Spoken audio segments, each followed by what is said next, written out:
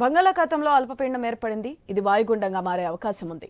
అల్పపీడన ప్రభావంతో రాబోయే 3 రోజుల్లో ఏపీలో కొన్ని చోట్ల తేలికపాటి నుంచి ఓ మోస్తరు వర్షాలు పడే అవకాశం ఉందని వాతావరణ శాఖ తెలిపింది. కోస్తాంధ్ర, రాయలసీమలోని కొన్ని ప్రాంతాల్లో భారీ వర్షాలు కురుస్తాయని అంచనా వేస్తుంది. అల్పపీడనం క్రమంగా తీవ్ర తుఫాన్గా రూపాంతరం చెందుతుందని కొన్ని వాతావరణ మోడళ్లు అంచనా వేస్తున్నాయి.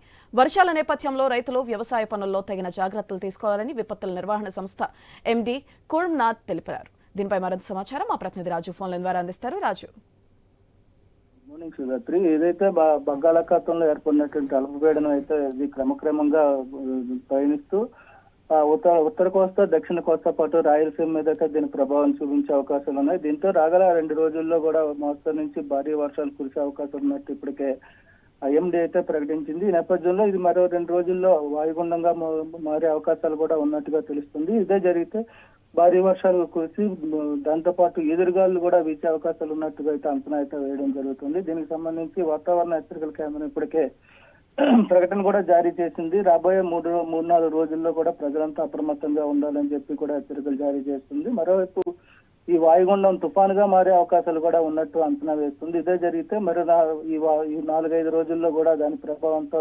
ఈదురుగాలులు, అదేవిధంగా భారీ నుంచి అతి భారీ వర్షాలు కూడా పడే అవకాశాలు ఉన్నాయి. ఇప్పటికే వచ్చే 3 రోజుల్లో కూడా రాయలసీమ, దక్షిణ కోస్తా జిల్లాలకైతే ఎల్లో అలర్ట్ అయితే జారీ చేయడం జరిగింది. ప్రజలంతా అప్రమత్తంగా ఉండాలని, లోతట్టు ప్రాంత ప్రజలు ఎప్పుడు అవసరమైతే అప్పుడు సురక్షిత ప్రాంతాలకు వెళ్లేందుకు సిద్ధంగా ఉండాలని కూడా హెచ్చరికలు జారీ చేసింది. రాష్ట్ర ప్రభుత్వాన్ని కూడా దీనికి సంబంధించి ఏర్పాట్లు చేయాలంటూ కూడా ఐఎండీ సూచనలు చేస్తున్న పరిస్థితి కనిపిస్తుంది. రాగల 4 రోజుల్లో ఏదైతే కూడా ప్రజలైతే కూడా అప్రమత్తంగా ఉండాలి. మరోవైపు మత్స్యకారులు సముద్రంలో వేటకు వెళ్లొద్దంటూ కూడా హెచ్చరికలు జారీ చేసింది. ఇక రైతులు ప్రస్తుతం అయితే పంట చేతికొచ్చిన పరిస్థితి ఉన్న నేపథ్యంలో పంటల్ని రక్షించుకోవాలని చెప్పి సూచన చేస్తూ ఇప్పటికే పండిన పంటను ఏదైతే ఉందో దాన్ని సురక్షిత ప్రాంతాలకు తరలించి భద్రపరచుకోవాలని కూడా ఐఎండీ అయితే సూచించింది. దీనికి సంబంధించి రైతులు కూడా అప్రమత్తంగా ఉండాలి. మరోవైపు పొలంలో పనులు చేసుకునే సమయంలో ఉన్నటువంటి ఎదురుగాలుకి, అదేవిధంగా పిడుగులు పడే అవకాశాలు ఉన్నప్పుడు కూడా సురక్షిత ప్రాంతాల్లో తలదాచుకోవాలని చెప్పి రోడ్ల మీద కానీ అనవసరంగా తిరగొద్దు.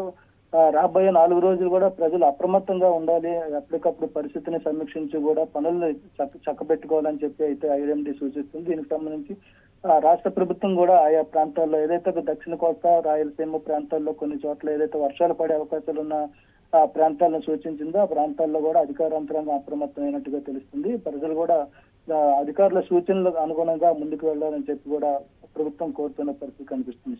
సుధాత్రి. Right, thank you Raju.